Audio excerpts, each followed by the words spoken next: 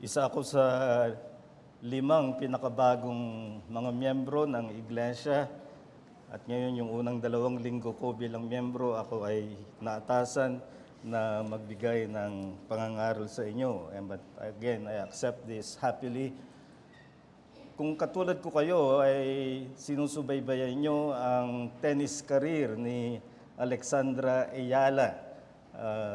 Maraming foreign commentators naririnig ko, Ila pa rin ang tawag nila. Pero dahil siya'y Pilipino, ipinagbubunyi natin ang kanyang pagbulusok ng kanyang karir. Nasa top 50 na siya ngayon at isa sa mga dahilan na pinagbubunyi natin yan at ikinagagalak natin ay sapagkat bibihira. This is the first time that we have a Filipino na nasa top 100 at ngayon ay rank 49 siya. Kaya ano man ang bihira, nagiging mahalaga para sa atin. Then in fact, that is a basic economic law, supply and demand. Rarity means value, preciousness. At madaling isipin na ang mga mahalaga sa atin ay mga bagay lamang na makapagpapayaman, bihira ang ating pananalapi, bihira ang ating mga kagamitan, bihira ang ating mga sasakyan, at maaring may puwang na isipin ng mga bagay na yan. Ngunit may gusto akong ipakita sa atin na pangangailangan na bibihira at mas dapat nating tutukan. At si Jesus mismo ang nakakita nito na kakaunti o bibihira ang mga manggagawa. Kakaunti ang mga manggagawa sa kanyang tinawag na anihin. At bawat iglesia ay dapat na magpanariwa ng katotohanan na ito na iilan lamang ang mga manggagawa, samantalang ang itinapat niya rito ay masaganang anihin. Nakabatay ito sa una nating nakita last November. I preached on this subject, on this text. Ang nakita natin doon ay si Jesus na nahahabag sa mga tao sa madla, sapagkat ang nakita niya ay mga taong tulad ng mga tupa na walang pastol. At gaya ng sinabi ko noon, walang mas kawawang kalagayan kaysa sa isang tupa na walang pastol, sapagkat ang tupa ay isang hayop na walang defense mechanism, wala siyang sungay para lumaban, hindi siya makakatakbo ng mabilis, kaya kapag ang tupa ay napabayaan, yan ay madaling masisila.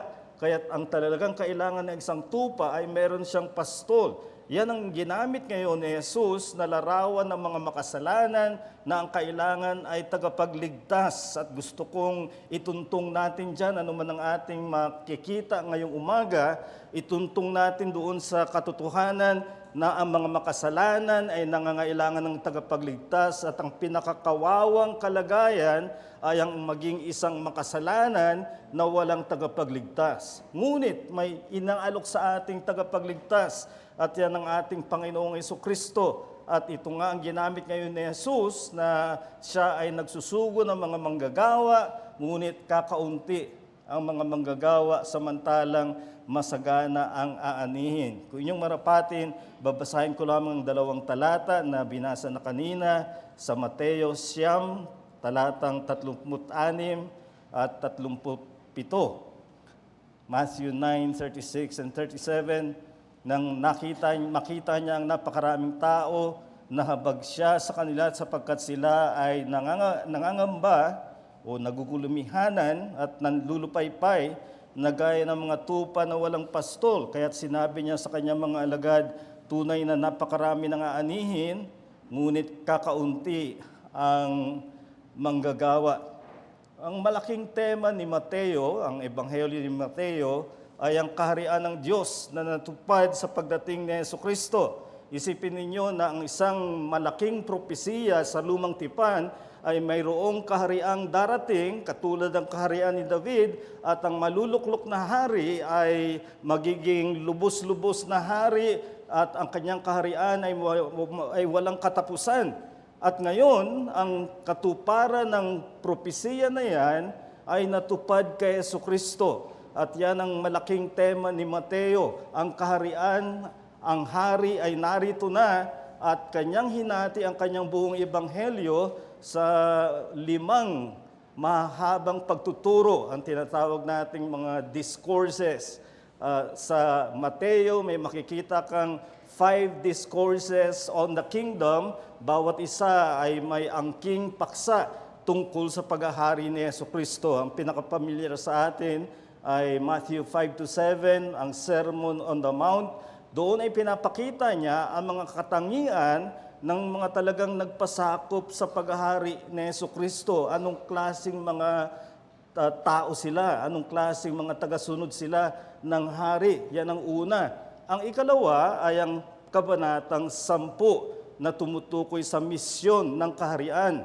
Kaya't nagsimula ang talatang 10 sa pagtawag ng 12 apostoles o mga alagad, mga disipulo, sapagkat sa kanila magsisimula ang iglesia ng bagong tipan at sa pamamagitan niyan ay palalakihin ang mga nasasakupan ng kaharian ni Jesucristo. Kaya tandaan po natin, pag sinabing kaharian, hindi tinutukoy nito ang langit.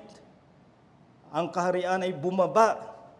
Hindi tayo aakyat sa kaharian, kundi ang kaharian ay bumaba sa katauhan ni Jesucristo, namamahala na siya ngayon, ngunit ang tanging nagpapasakop sa Kanya ay ang mga talagang mananampalataya. Kung hindi ka pa mananampalataya, kaibigan, ano man ang iyong relihiyon, ano man ang iyong moralidad, ano man ang iyong mga ginagawa na inaakala mong may kabaitan, ay nagkakamali ka na ikaw ay nasa maayos na kalagayan, kasama ka sa mga tupa na walang pastol.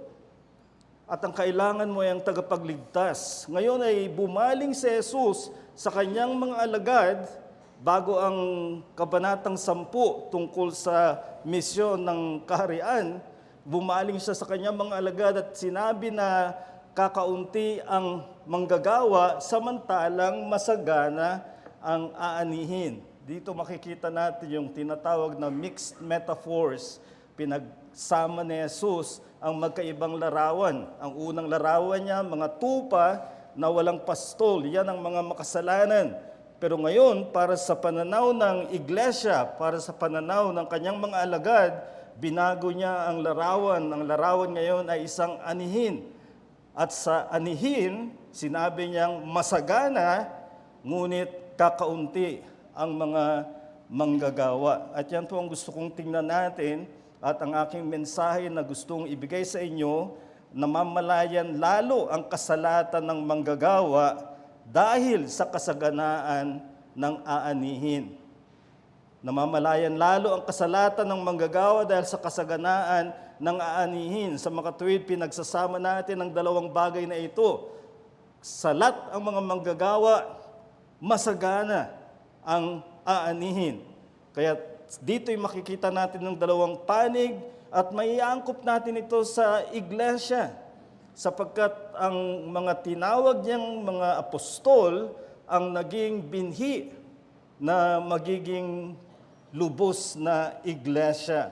At kung anong sinabi niya sa mga apostol ay sinasabi niya sa atin na tingnan natin ang kasalatan ng mga manggagawa, pero mas makikita natin yan kung naniniwala tayo na masagana ang aanihin. Kaya dalawang bagay yung tingnan natin dito. Una, ang kasaganaan ng aanihin at ikalawa ay ang kasalatan ng manggagawa. Una, tingnan natin ang sinasabi ni Jesus dito na kasaganaan ng aanihin.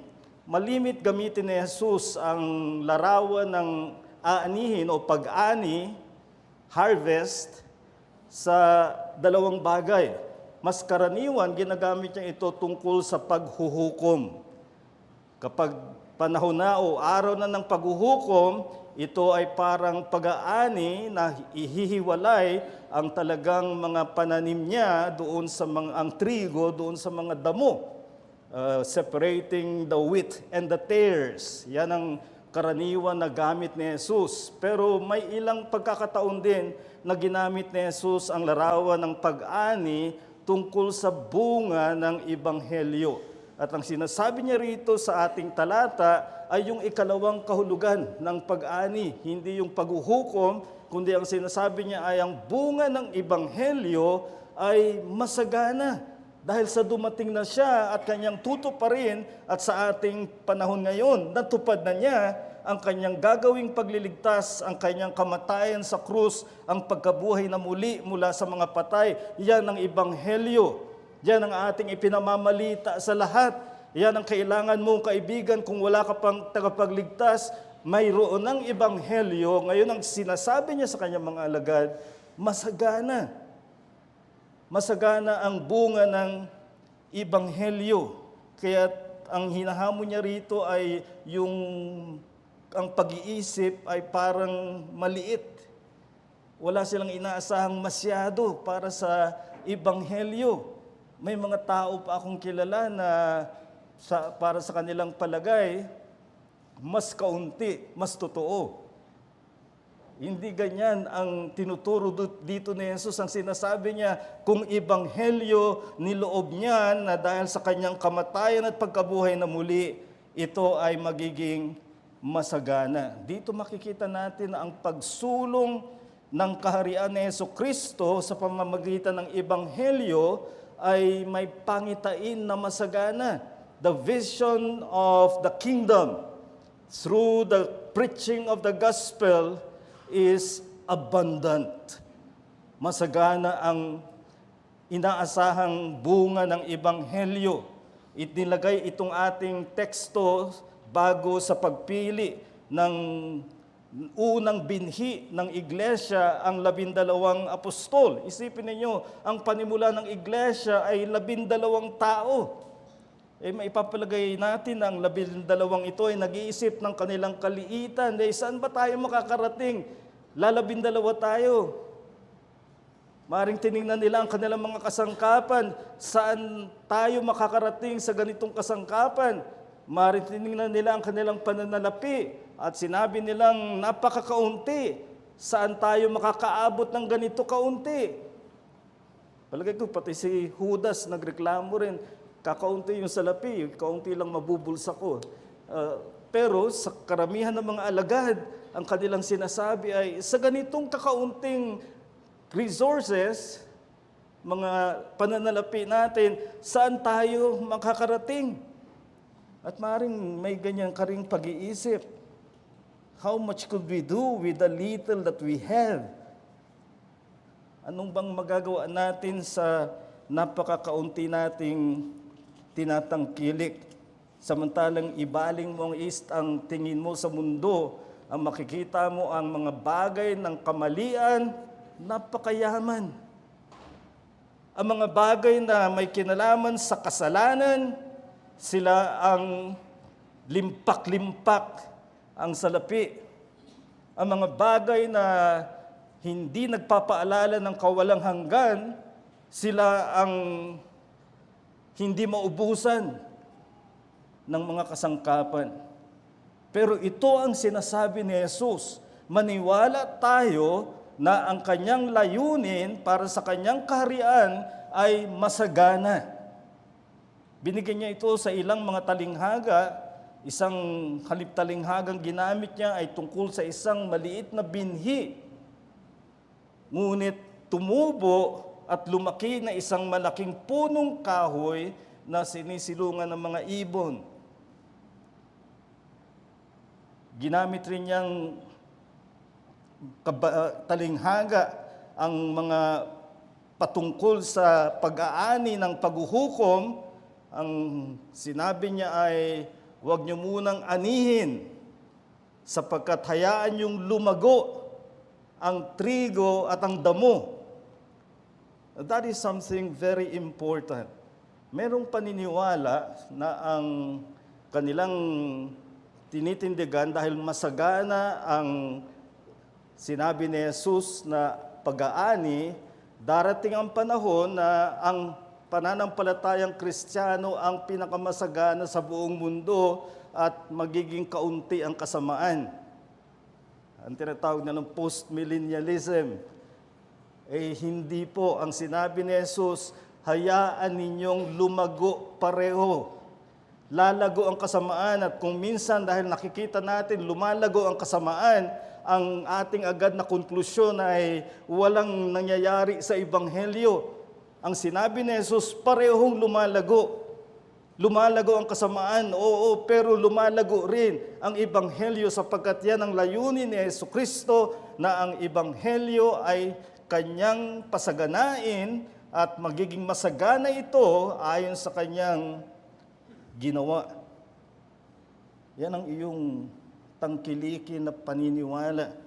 May lumalagong kaharian at kung nakikita natin na parang sumusulong ang kasamaan, sumusulong ang kamalian, isipin rin natin na lumalago ang kaharian ng Panginoong Hesukristo. Kahit tayo kakaunti, naniniwala tayo na ang salita ng Diyos ay mas makapangyarihan at maari siyang sumakop doon sa mga ngayon ay nakabilang sa kasamaan. Kagaya nung World War II dito sa ating bansa, ang mga guerrilla noon ay they were vastly outnumbered, pero nagpatuloy sila. Isang nagbibigay sa kanila ng motibo ay yung secret na Voice of America.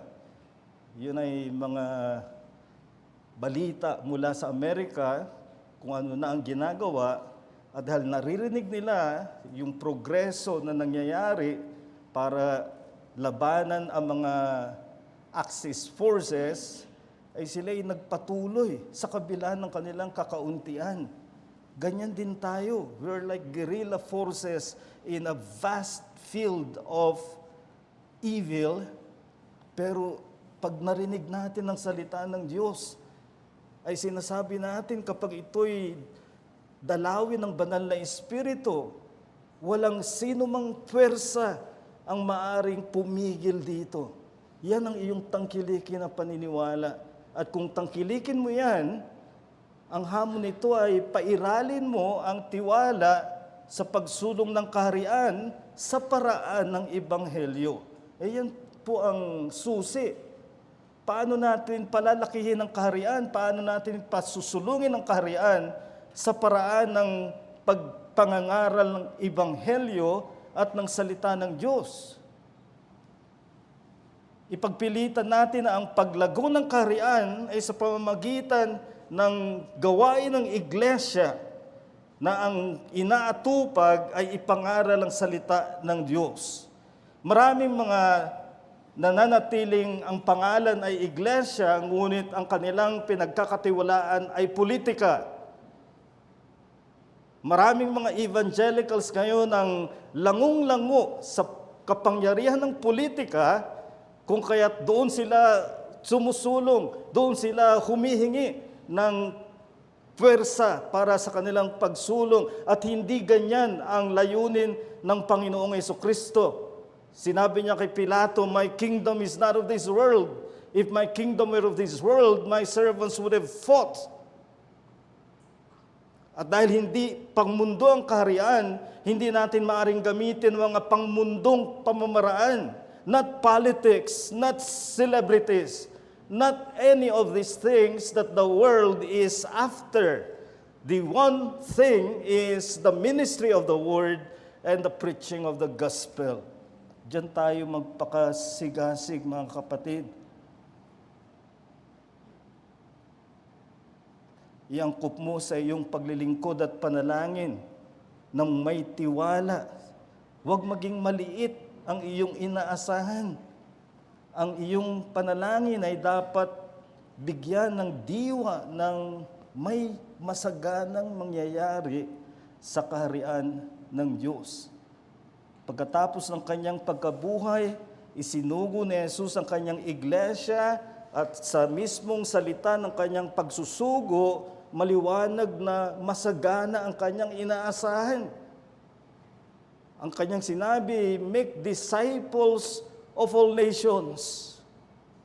Pwede niyang sinabi, "Make disciple of the neighboring nations," or "Make disciples of some of the nations." But Jesus had a vision and had a plan that will encompass the whole world. Kaya ang sinabi niya ay, "Make disciples of all nations." Yan pa rin ba ang ating inaasahan? Yan pa rin ba ang ating pinagkakatiwalaan. Kaya tambalan natin ang mabungang gawain ng may tiwala ang lahat ng ginagawa ng iglesia para dito. At kinakailangang magtiwala ka na ito'y masagana. One of the best books I have read on this is John Piper's book, Let the Nations Be Glad. At dito makikita mo yung kanyang tiwala, kumpiyansa na may mararating ang Ebanghelyo. Mararating ng Ebanghelyo ang lahat ng mga bansa sapagkat yan ang pinlano ng Diyos. At kung mararating ang lahat ng mga bansa, kung saang bansa ka inilagay, ay doon ka magkaroon ng pangitaing pangsarili mo na sumulong ang Ebanghelyo. Kaya yan ang isang larawan na ibinigay ni Jesus dito. Tingnan mo ang kasaganaan ng aanihin. At sa ganyang larawan, dito niya idinugtong yung kabila, ang kasalatan ng manggagawa. Dahil sa inaasahang masaganang ani, ipinaparamdam ni Jesus sa kanyang mga alagad na ang mga manggagawa ay kakaunti. Hindi sapat doon sa masaganang aanihin. At yan ay totoo sa mga iglesia. Karaniwan ang iglesia ay sumasalat sa mga manggagawa na nararapat na sumukat doon sa kasaganaan ng aanihin. Madalas binabaliktad natin, kaunti ang aanihin, ang daming manggagawa. Hindi ganyan ang nakita ni Jesus. Masagana ang aanihin, kaya't maramdaman natin na kulang ang mga manggagawa. At gusto kong idiin yung salitang manggagawa, laborer. Hindi kung anong inaatupag sa ministeryo. Maraming mga lider ng mga iglesia, mas matatawag mong komedyante kaysa manggagawa. O mangangalakal, mga aliw, mga managers. Pero ang sinasabi ni Jesus na kakaunti ay ang manggagawa. At kung tingnan mo ang kabuuan ng mga iglesia sa buong mundo, masasabi mong it's teeming with comedians and clowns who occupy the pulpit of the church. But very rare are those who labor for the Word of God. At mararamdaman mo yan kung ang talagang puso mo ay para isulong ang paghahari ng Panginoong Hesukristo. Sa plano ng Diyos, niloob niya na sa pamamagitan ng iglesia maisulong ang kaharian. Kung isipin natin, siguro mas madali kung Diyos na lang mismo ang gumawa.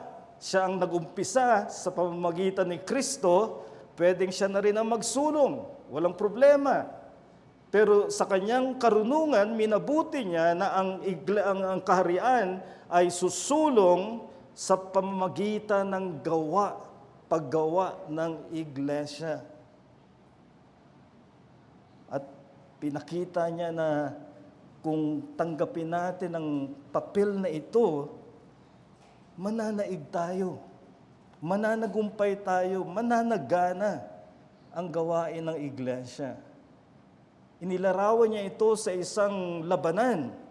And you are familiar with the words of Jesus to Peter, that upon this rock I will build my church, and the gates of hell will not prevail against it. And gusto kong isipin ninyong ganito, ang ginagamit niyang larawan dyan ay yung klase ng pagdidigmaan noong sinauna. In the ancient world, the way of warfare was often by way of siege. Ibig sabihin, nilulukob. Yung sumasalakay na Persa, nilulukob ang isang lungsod hanggang sa bumigay ito at mapasok nila ang pintuan. Ngayon, pakinggan mo sinabi ni Jesus patungkol sa iglesia. The gates of hell will not prevail against it. Whose gates? The gates of hell. Which means the church is the invader. Minsan masyado tayong defensive sa ating mentalidad. Tayo ang inaatake, tayo ang nilulusob.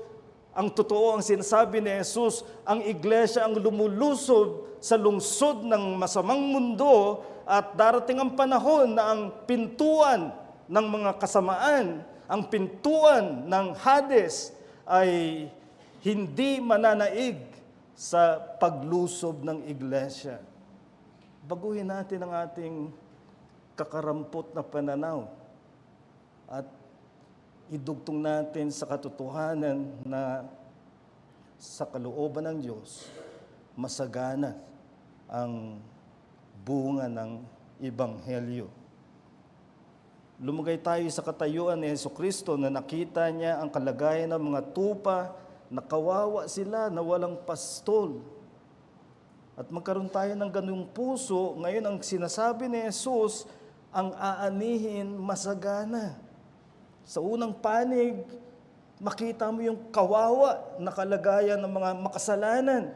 Ngunit sa kabilang panig, makita mo yung masagana. Ang aanihin ng Ebanghelyo. At yan ang dahilan na hanggang ngayon, narito ang iglesia. Doon sa bagong tipan pa lamang na merong Roman Empire, ang tawag nila sa Rome ay the Eternal City. Pero nung bumagsak ito sa taong 410, marami ang nanlumo. Hindi pala Eternal City. Pero sa ganyang panahon, isinulat ni Augustine ang kanyang tinuturing ng marami na masterpiece, The City of God. Hindi tayo nakatingin sa lungsod ng tao, kundi ang lungsod ng Diyos ay sinusulong ng kanyang iglesia. So now, there's no more Roman Empire, but there's still the church that the Roman Empire sought to wipe out. Inakala nilang mauubos nila ang mga Kristiyano, ngunit nawala na ang imperyo ng Roma, narito pa ang iglesia, patunay ito sa layunin ng Diyos na ang pangitain ng iglesia para sa kaharian ni Kristo ay masagana. At yan ang ipanghamon natin sa ating sarili. Magsumikap ka ng natatanging alalahanin para sa mga manggagawa ng kaharian. Maring sabihin natin na lahat ng mga mananampalataya ay manggagawa para sa kaharian. May katotohanan yan. Sa 1 Corinthians 15:58, favorite verse ng marami siguro, sinabi ron after emphasizing the truth of the resurrection, sinabi ni Paul, your labor is not in vain in the Lord. Sa isang pananaw, lahat ng Kristiyano kasama sa paggawa. Gumawa ka para sa kaharian. Meron kang sarili mong magagawa. May mga tao na ikaw lang ang makakaabot. May mga makasalanan na ikaw lang ang makapagpapatotoo ng Ebanghelyo. Ginagawa mo ba? Sa iyong bahay, sa iyong tahanan, kilala ka ba sa iyong pagiging mananampalataya? Naririnig ba sa iyo ang patotoo ng Ebanghelyo? Sa iyong opisina, sa iyong mga kasama, naririnig ba? Isa kang manggagawa. Pero dito sa ating teksto, ang tinutukoy ng manggagawa ay yaong mga katulad ng mga apostol ay nagbigay ng kanilang sarili na ibuhos ang kanilang panawagan sa pagiging manggagawa. Kaya't may mas mataas na kahulugan ng maging manggagawa na sinabi ni Jesus ay kakaunti. Sila yung mga manggagawa na may pananagutan, may responsibilidad na ipangaral ang salita ng Diyos nang ayon sa kaloob at panawagan sa kanila ng Diyos. Ito yung sinabi ni Pablo halimbawa sa 1 Thessalonians 5:12, namamani kami sa inyo mga kapatid na igalang ang mga manggagawa Kaya dito ang mga manggagawa ay hindi lahat ng mananampalataya, kundi sila ng mga itinalaga para sa gawain ng pagtuturo ng salita ng Diyos. Ibinigay nila ang kanilang buhay para sa panawagan ng pagiging manggagawa. At ang pagiging manggagawa ay hindi mo susukatin kung siya ay magaling lamang sa mga bagay na pangmundo, magaling siyang humawak ng pera, magaling siyang mag-organize, magaling siyang mag-manage. Ang unang sukatan ay siya ba'y manggagawa sa pagtuturo at pangangaral ng salita ng Diyos ng may kapangyarihan at may pamumunga sa mga pinapangaralan.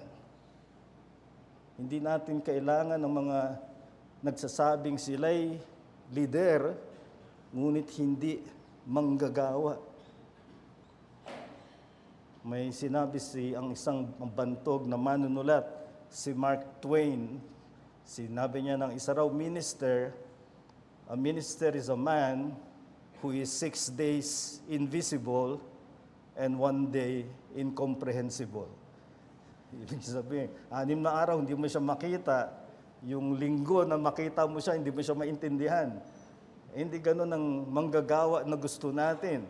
Ang manggagawa na kailangan natin ay yung mangangaral ng salita ng Diyos na gagamitin upang sumumbat sa kasalanan ng mga tagapakinig, upang magturo at magpatibay sa mga mananampalataya. Ang lagi mong itatanong sa iyong sarili ay, nang marinig ko ba ang pangangaral na yon, ay nagkaroon ng sumbat sa aking kasalanan? Nagkaroon ba ng pagganyak na ako ay magpakabanal?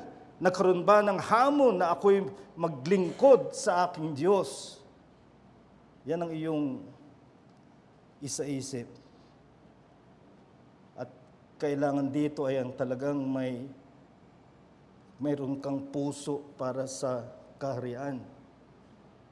Many of you know, I concluded my ministry, pastoral ministry in my church after 44 years. Just last December 31. Kung pinairal ko ang aking emosyon, walang dahilan na hindi ako magpatuloy doon. Kung ako'y sumunod sa gusto ng mga tao, pastor pa ako doon. Ngunit sa iilang taon na ibibigay sa akin ng Panginoon, nilagyan niya ako ng hapdi para sa kaharian ng Diyos. At ito ang pinangahamon ko sa inyo. Tingnan mo ang kaharian ni Jesucristo, namamahala na siya.